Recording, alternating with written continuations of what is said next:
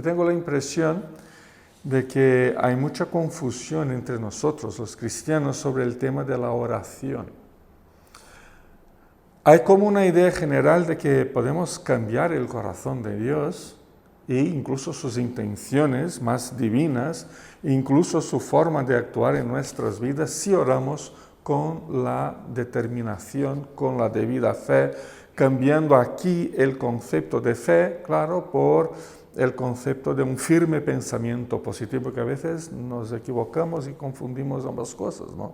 Pensamos que la fe no es fe, es un firme pensamiento positivo.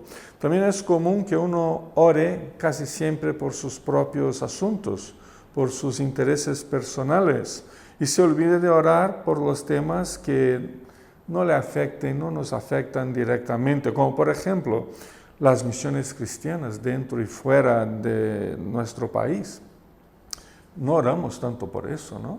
No oramos para que el Señor pueda permitir que nuevas iglesias surjan aquí y en otros lugares, o por desconocidos que han sufrido alguna calamidad, alguna enfermedad, alguna violencia. Si es gente que está conectada a nuestra vida por segundos o terceros, no, también oramos, pero si son desconocidos a veces nos olvidamos. Otros creen que no hace falta orar por determinados temas porque las cosas son como son y nada va a cambiar. Y eso digo de entre nosotros cristianos, ¿no? en términos amplios, generales. Sin embargo, la oración es una práctica normal, es una práctica esperada de todos los cristianos. Se espera que todos nosotros tengamos una vida de oración. Incluso se trata de uno de los temas más importantes, uno de los matices más importantes de nuestra propia espiritualidad como creyentes. Pero ¿sabemos orar según la voluntad de Dios? Según mi voluntad, yo os garantizo que sé cómo orar. Pero ¿y según la voluntad de Dios? ¿Lo sé? Abraham se nos presenta aquí en esta historia muy curiosa, como un hombre de oración, como un hombre de intersección. Él intercedió por Sodoma y Gomorra, por las personas que, bueno, quizás conociera a muchos de ellos. Su sobrino vivía ahí, ¿no? Lot. Tenía alguna relación, como vimos la semana pasada, porque ha rescatado de la esclavitud la población de Sodoma y quizás conocía a muchos de ellos, pero es un pasaje de su vida que nos enseña sobre cómo orar, sobre qué debemos creer acerca de la oración y por supuesto sobre cómo orar según la voluntad de Dios, ¿no? Hay algunos elementos en esta historia que me llaman mucho la atención acerca de la práctica cristiana de la oración. Y el primer elemento es es que oramos porque Dios toma la iniciativa. Oramos porque Dios da el primer paso. Es como si Dios empezara a orar y luego nosotros oráramos tras Él, ¿no? Siguiéramos su camino de oración. La verdad es que no somos nosotros los que tomamos la iniciativa de orar y de buscar a Dios, como si fuera una actitud mental, emocional o natural que llevamos dentro. No somos nosotros, ¿no? Depende de una obra primera de Dios en nuestra vida. Si no, nos recordamos de cuando no éramos creyentes. La vida de oración que teníamos, pues ninguna, ¿no? O sea, hubo falta que Dios interviniera en nuestra vida con su gracia y salvación para que empezáramos entonces a orar. ¿Qué significa eso? Que Dios toma la iniciativa. Lo que torna la oración una actitud de espiritualidad en nuestra vida es que se genera en el ser mismo de Dios y no en nosotros. Eso es lo que le da a la oración ese carácter de espiritualidad que se genera en el corazón de Dios. Es Dios quien toma la iniciativa en cuanto a la oración y en cuanto a la intercesión. Es el Espíritu Santo conforme Romanos capítulo 8, 26 y 27, es el Espíritu Santo quien intercede por los creyentes. ¿Os acordáis de ese texto? El Espíritu intercede por los creyentes conforme a la voluntad de Dios, con gemidos que no se pueden expresar en palabras. O 1 de Juan capítulo 2, versículo 1, cuando el apóstol dice que tenemos ante el Padre a un intercesor, a un abogado, a un orante, a alguien que ora, intercede y se pone como nuestro abogado, que es Jesucristo, el justo, dice Juan. En el texto de Génesis que hemos leído, vemos como Dios le incitó a Abraham a orar y a interceder a favor de Sodoma. Es como si Dios le estuviera provocando para que orara, para que intercediera, ¿no? Versículos 16 y 18, estamos ahí en el capítulo 18 de Génesis, ¿no? Los versículos 16 al 18 dice que Abraham los acompañó para despedirlos. Pero el Señor estaba pensando, ¿le ocultaré a Abraham lo que voy a hacer? Es un hecho que Abraham se convertirá en una gran nación grande, nación poderosa, y que en él serán bendecidas todas las demás naciones de la tierra. Con esas palabras parece que el texto nos enseña cómo Dios le hace saber a Abraham algo, no está muy claro, algo que voy a hacer, ¿no? No estaba muy claro, para que entonces Abraham se sintiera vocacionalmente responsable ante Dios por orar e interceder. Eso es impresionante. Es como si con esos 3 versículos Dios, Jesús, ¿no? Jesucristo, en forma de ángel, ¿no? Que es llamado aquí de el Señor muchísimas veces, la manera como Abraham le habla a ese ángel es porque no era un ángel como los otros 2, ¿no? Decía, perdóname, mi Señor, me atrevo a decir una vez más, a pedir una vez más. Esa actitud de profunda reverencia por parte de Abraham, uno no debe a un ángel, solo a Cristo, solo al Señor, ¿no? Así que es como si el Señor le estuviera incitando a Abraham a que orara. Génesis capítulo 12, versículo 3, ya lo hemos comentado en otra semana. Ahí vemos la promesa de que Abraham será de bendición a todas las familias de la tierra, a toda familia humana, ¿no? A toda familia humana. Y esa promesa de Génesis 12, 3 se repite aquí, en estos versículos, como una forma de mover a Abraham a orar. Abraham, no sé si te cuento, no sé si te digo lo que estoy a punto de hacer, pero claro, ¿te acuerdas de la promesa del primer día? De que ibas a ser una gran bendición a todas las familias de la tierra. Pues eso, no sé qué decirte, Abraham. Y Abraham entonces está movido por esa vocación que había sido puesta dentro de su ser por la palabra de Dios en Génesis 12:3, que aquí se repite. Y Abraham se ve como responsable por interceder, por ser bendición a los demás.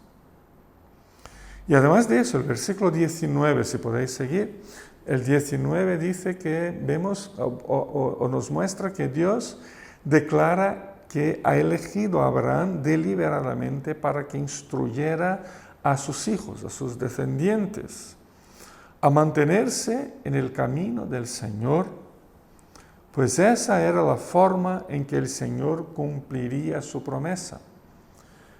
Porque cuando ha sido dada la promesa, Abraham quizás estuviera pensando, ¿no? Seré bendición a toda la familia humana, pero ¿cómo? Y aquí, no sé cuántos años más tarde, o cuánto tiempo más tarde, Dios le explica, Abraham, serás bendición cuidando a tus hijos, para que ellos puedan reproducir este modelo de fe, ¿no? Una generación tras otra. Y eso va en aumento en el mundo. Y por ahí vendrá la gran bendición que finalmente ha sido Cristo, ¿no? La gran bendición a todos los seres humanos, Así que en ese sentido la elección de Abraham le exigía que intercediera en aquel momento por la vida de los habitantes de Sodoma. Tenía que orar por ser esa la expresa voluntad e iniciativa de Dios en su vida. Si leemos el versículo 33, vemos que no ha sido Abraham quien terminó de orar, sino ha sido el Señor. El 33 dice, el Señor terminó de hablar con Abraham. De alguna manera, no sé si es fácil decirlo, pero a la vez Abraham oraba al Señor y el Señor oraba a Abraham, ¿no? Es como si se fundieran en la vida de oración el Señor y Abraham, ¿no? El Señor terminó de hablar con Abraham, incluso la iniciativa de concluir la oración ha sido tomada por Dios. Y uniéndose a todas estas informaciones, si unimos todo eso, podemos concluir que la espiritualidad de la oración, su eficacia, no reside en que tengamos una fe especial o algún don sobrenatural, o que oremos de alguna manera especial, sino que reside la eficacia, la espiritualidad de la oración reside en que orar es la decisión y la iniciativa de Dios para su pueblo elegido, para todos nosotros.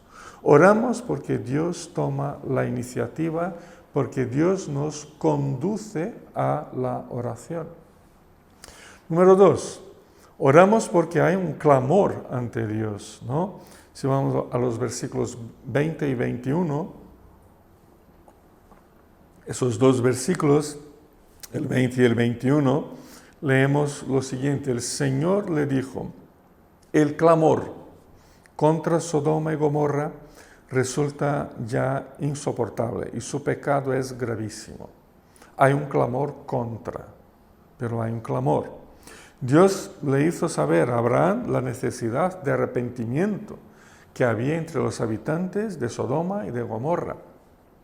Dios le presentó la situación real tal como lo veía él, el Señor, y no como le pudiera parecer a Abraham o a cualquiera de nosotros, ¿no? Para Dios el pecado de aquellas personas ya le era insoportable, gravísimo, y estaba decidido a juzgar con severidad a toda esa gente. Ese es el clamor que llegaba al Señor. La oración existe y cobra sentido porque hay un desequilibrio entre las acciones de los hombres, ya sea acciones individuales, las mías, por ejemplo, o sistémicas, ¿no? De la familia, de la sociedad, de un grupo. Hay un desequilibrio entre las acciones humanas y la justicia divina. Cuando hay ese desequilibrio, se produce un clamor ante Dios, que no sale de estos hombres porque son pecadores, pero le llega al Señor. La injusticia humana en sí es un clamor, sea la injusticia que fuere. Siempre la injusticia hiere la voluntad divina, lo que resulta en un clamor insoportable y gravísimo ante Dios. Somos llamados por Dios, por lo tanto, a una vocación, a un ministerio intercesor, más que simplemente a orar siempre y únicamente por nuestras propias cosas, ¿no?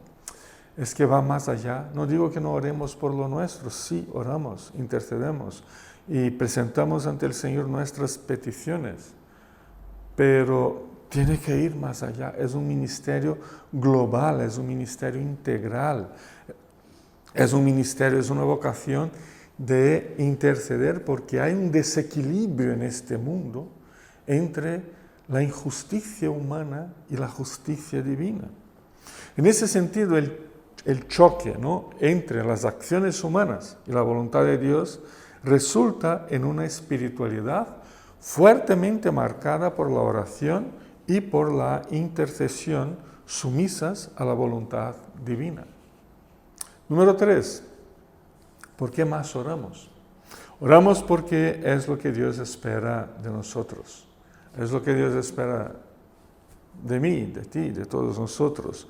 Versículo 22 y versículo 23, aquí tenemos lo siguiente. Pero Abraham se quedó en pie frente al Señor.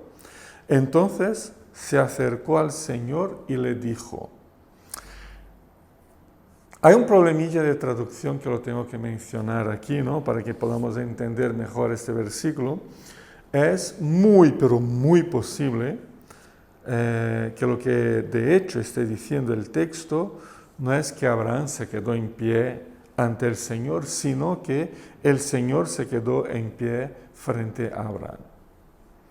Según algunos comentaristas, ese cambio de posición de los personajes se debe a algún de estos escribas judíos de hace siglos y siglos, ¿no?, que temiendo una posible irreverencia, porque los textos más antiguos decían que el Señor se puso en pie frente a Abraham, algún copista, porque ellos tenían esas manías, ¿no?, de que eso es una irreverencia, entonces cambiamos, ¿no?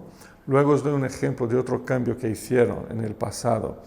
Y entonces, para que la gente en el futuro no piense que es el Señor que tiene que estar frente a Abraham implorándole algo, cambió la posición de los dos personajes del versículo y puso a Abraham en pie frente al Señor. Otro ejemplo es que ellos, al escribir la palabra Dios en hebreo, cuando copiaban el texto del Antiguo Testamento, la palabra Yahvé o Javé, como lo diríamos hoy, pues temían escribir ese nombre, temían pronunciar la palabra, el nombre de Dios, porque podrían hacerlo de forma irreverente, ¿no? Y eso sería un pecado imperdonable. Entonces, para no pronunciar mal esa palabra, cogieron las vocales de otra palabra que también se traduce por Dios, que es la palabra Adonai, tomaron la última vocal y la pusieron en primer lugar dentro de las 4 consonantes de Javé y crearon una pronunciación que no existía hasta entonces, que es Jehová, ¿no? Jehová es una palabra inventada, ¿no?, porque no es una palabra, bueno, hoy ya sí es una palabra incorporada a todo el judaísmo y todo lo que es del Antiguo Testamento, pero se creó, se inventó esa pronunciación para que ellos por el temor, ¿no?, mejor diciendo, por el temor de pronunciar mal una palabra. Así que más o menos lo mismo parece que fue lo que pasó aquí en estos 2 versículos del 22 y el 23. Pero lo importante es notar que había por parte de Dios una expectativa, si es que se puede usar esa palabra, expectativa. Pero había por parte de Dios una expectativa en cuanto a la actitud de oración de Abraham. Estaban de frente el uno al otro. Esa es la posición de ambos en ese texto. Estaban cara a cara, se estaban mirando a los ojos, ¿no? Se miraban profundamente. Y entonces Abraham le dijo, y así termina el versículo, ¿no? Y entonces se acercó al Señor Abraham y le dijo. Interesante, notamos de esa manera que uno de los elementos de oración es que oramos porque esa es la voluntad de Dios para sus siervos. Eso es lo que Dios espera de todos nosotros. Tras haber incitado a Abraham con esa información, mira, Abraham, no sé si te digo, no sé lo que hago, si te lo digo o no, pero estoy a punto de hacer algo en Sodoma que creo que no va a quedar un gato vivo en ese lugar. Y de hecho sabemos que fue una explosión volcánica, ¿no? Que soterró de lava esas dos ciudades. Pero no dijo mucho más.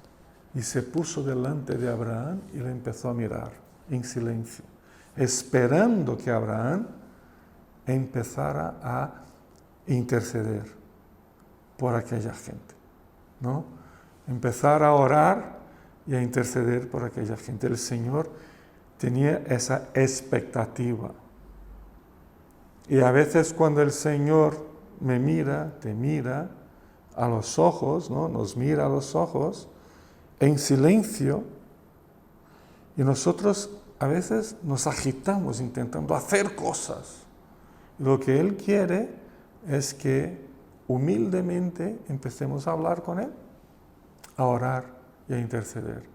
No tanto a hacer cosas, voy a cambiar, voy a decir, voy a producir cosas. Hay una expectativa, pero esa expectativa es por la oración. Número 4. Versículos 22, 23 hasta el final, ¿vale? 23 en adelante, oramos porque razonamos con Dios sobre el tema de la justicia.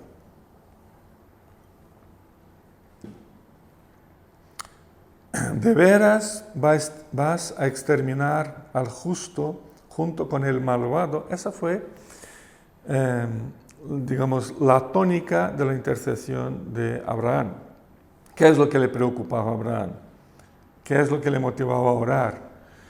Que muriera gente inocente o justa entre los injustos, malvados y pecadores.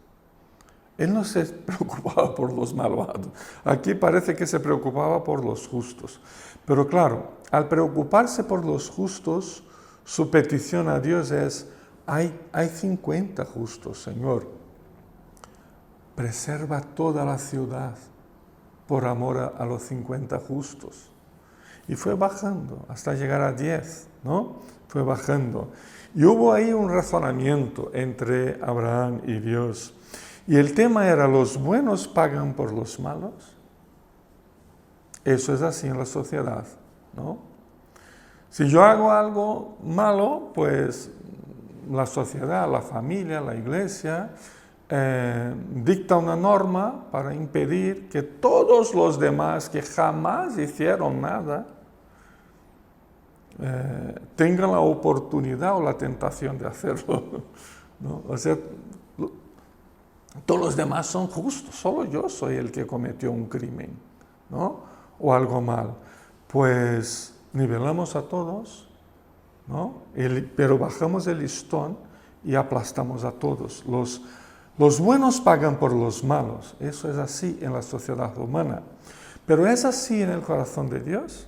Esa es la pregunta de Abraham al Señor. Una pregunta sobre la ética divina, sobre el sentido de justicia de Dios. Y eso es muy importante. Esa era ese era el razonamiento de Abraham con Dios. Es así con la justicia divina. En base a esta pregunta y este razonamiento, la oración asume un carácter único, un carácter vinculado a la promesa de ser de bendición a todas las naciones del mundo. Y esta es una misión que ahora ya no le toca más a Abraham, sino que a sus descendientes de la fe, que somos nosotros. Porque al resucitar, Cristo dijo a todos, id al mundo, a todas las naciones, haced discípulos, bautizando, enseñando, ¿no? Así que esa ahora es la vocación de todos nosotros. En su intercesión por los habitantes de Sodoma y Gomorra, Abraham fue descendiendo de 50 hasta llegar a los posibles 10 justos que justificarían las ciudades y que no fueran entonces destruidas por su pecado. Abraham hizo su razonamiento con base a lo que conocía de la persona de Dios y de la justicia de Dios. Lo hizo en base a la palabra de Dios en la que Dios le dio la promesa de ser un intercesor y un mediador de la bendición a todas las naciones. Y él dijo, bueno, si Dios me ha dado esa promesa, voy a empezar, no voy a esperar que Dios haga, voy a empezar, voy a asumirme como el que tiene esa promesa. Y voy a empezar a interceder, voy a hacer de bendición a esta ciudad que ya sé que son malos. ¿Os acordáis del nombre del rey de Sodoma que vimos la semana pasada? Se llamaba Bera, que se traduce por el malo. Al rey, su pueblo le llamaba el malo, ¿no? Al rey. Y así se quedó conocido por la historia, el malo. Vale, creo que se merecen, pero vale, se lo merecen. Pero de mi parte, yo fui elegido por Dios para interceder por ellos, para hacer bendición por lo que se merecen el fuego eterno. Voy a interceder por ellos, ¿no? O como muchas veces decimos, me voy a poner en la brecha y voy, ¿no?, a interceder por ellos. ¿Vale? Eso hizo Abraham. Porque Abraham conocía a su Dios y por eso podía razonar con él con base en su palabra y en su justicia, porque esa justicia de Dios era una justicia ya revelada por él. Versículo 25 dice, lejos de ti hacer tal cosa, matar al justo con el malvado, y que ambos sean tratados de la misma manera, imposible. Jamás hagas tal cosa. Tú que eres el juez de toda la tierra, no harás justicia. O sea, el tema de la justicia de Dios ya era conocida por Abraham, ya había sido revelada. Y siempre que oramos, siempre que intercedamos, lo debemos hacer sobre la base de quién es Dios, de su justicia, no sobre lo que queremos nosotros o sobre lo que creemos ser lo mejor para nosotros o para los demás. La oración es un reflejo de quién es Dios y de qué Dios hace como juez en toda la tierra. Ahí está el meollo de la oración. Eso es lo que le da la debida forma y sentido a la espiritualidad de la oración en la vida cristiana. Así que es preciso que nuestra vida de oración asuma un perfil ministerial. Es un ministerio. Oramos porque Dios nos convoca, nos llama a orar, a interceder por otras personas. O sea, no podemos simplemente orar, más bien debemos ejercer un ministerio personal serio de oración, de intercesión, fundamentado no en lo que yo creo que es mejor para mí, yo creo que es lo mejor para mi familia, pero fundamentado en la persona de Dios, en quién es Dios y en su obra de justificación en Cristo. Por eso el razonamiento en la oración también toma en cuenta quiénes somos nosotros ante Dios. ¿No? Versículo 27 dice, reconozco que he sido muy atrevido al dirigirme a mi Señor, yo que apenas soy polvo y ceniza. O sea, Abraham sabía muy bien quién era Dios, que no iba a dejar que los justos pagaran por los injustos, pero Abraham también sabía muy bien quién era él. Él no era más que polvo y ceniza. Él no era nada, no era nadie ante el Señor. Si oramos sobre la base de quién es Dios, también debemos orar sobre la base de quiénes somos ante Él. Abraham se reconoce pequeño, insignificante ante la grandeza de Dios. Si somos tan pequeños, ¿por qué creemos que sabemos lo que es mejor para nosotros y para los demás? ¿Por qué insistimos en pensar que sabemos lo que es lo mejor? ¿Por qué insistimos en que Dios cumpla con nuestro deseo personal y no con su voluntad eterna. La oración parte de personas pequeñas, humildes, que se reconocen humildemente como dependientes de Dios y como sus siervos. Ese sentimiento y ese reconocimiento deben estar claros en nuestras vidas para que podamos orar como conviene, reflejando la voluntad y la justicia de Dios, a semejanza del publicano. ¿Os acordáis de la parábola del publicano y fariseo, no? El publicano, despreciado, pecador, que cobraba impuestos de su propio pueblo a favor de Roma, ¿no? Pero ha sido ese despreciable pecador que no ora como si él fuera el dueño de Dios, ¿no? Eso está en Lucas 18, la parábola. Él se pone lejos y ora sin incluso tener valor de mirar al cielo, y se reconoce como pequeño, insignificante, pecador y despreciable, que de hecho lo era, ¿no? Pero él se reconoce tal como era. En su oración y razonamiento con Dios, por varias veces nos dice el texto que Abraham insistió, versículo 29, 30, 31, Abraham insistió. La insistencia de Abraham era fruto de su conocimiento de Dios y no de sus ganas de realizar sus sueños de consumo. Él insistía dentro de la voluntad de Dios porque sabía que Dios prefiere la vida a la muerte. Dios prefiere la salvación a la perdición.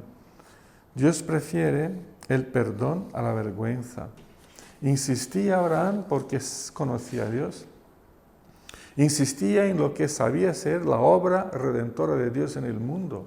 Insistía porque su misión era la de interceder por las vidas de los seres humanos. La correcta insistencia es fruto de una espiritualidad que conoce a Dios y se relaciona pacientemente con la acción redentora de Dios en el mundo a lo largo de la historia. En ese sentido, la misión cristiana se fundamenta en un ministerio de insistente oración e intercesión a Dios por la vida de todos los demás seres humanos. Número 5, para acabar, oramos porque Dios nos responde. Y eso es muy importante. Creemos que Dios nos responde, ¿no? ¿Cómo ha respondido Dios a esta petición, a esta intercesión de Abraham? De cierta manera, puede parecernos que Dios no atendió a la oración de Abraham, puesto que destruyó ambas ciudades por no encontrar en ellas al menos 10 justos. Pero si seguimos la lectura del siguiente capítulo de Génesis, encontramos fuertes indicios de la respuesta divina a la oración de Abraham. En primer lugar, los 2 ángeles confirmaron la decadencia en la que vivían los moradores de la ciudad. Eso se comprobó porque ellos no simplemente estaban desde las nubes mirando, apartando un poco las nubes, ¿no? Esperando que pasara un avión para que pudieran ver mejor la ciudad. No, ellos estuvieron presentes en carne y hueso, o lo que sea que tengan los ángeles dentro. No sé si son de carne y hueso, pero ellos estaban ahí y comprobaron la decadencia moral en la que vivían los moradores de estas 2 ciudades. Luego encontraron a un único justo, Lot, sobrino de Abraham, y se apresuraron a sacarle de la ciudad con toda su familia para que no fuese ellos alcanzados por el juicio de Dios.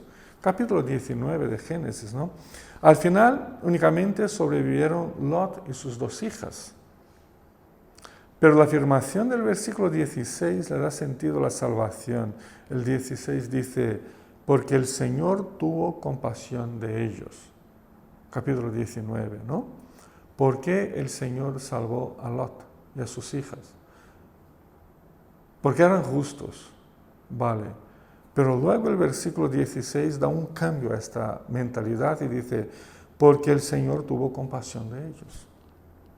Y así además del tema de la justicia, que nos hace orar e interceder, también oramos porque Dios es compasivo, es misericordioso y porque Dios nos responde. El versículo 29 amplía un poco la idea diciendo que el Señor salvó a Lot porque se acordó de Abraham, a quien había dado la promesa.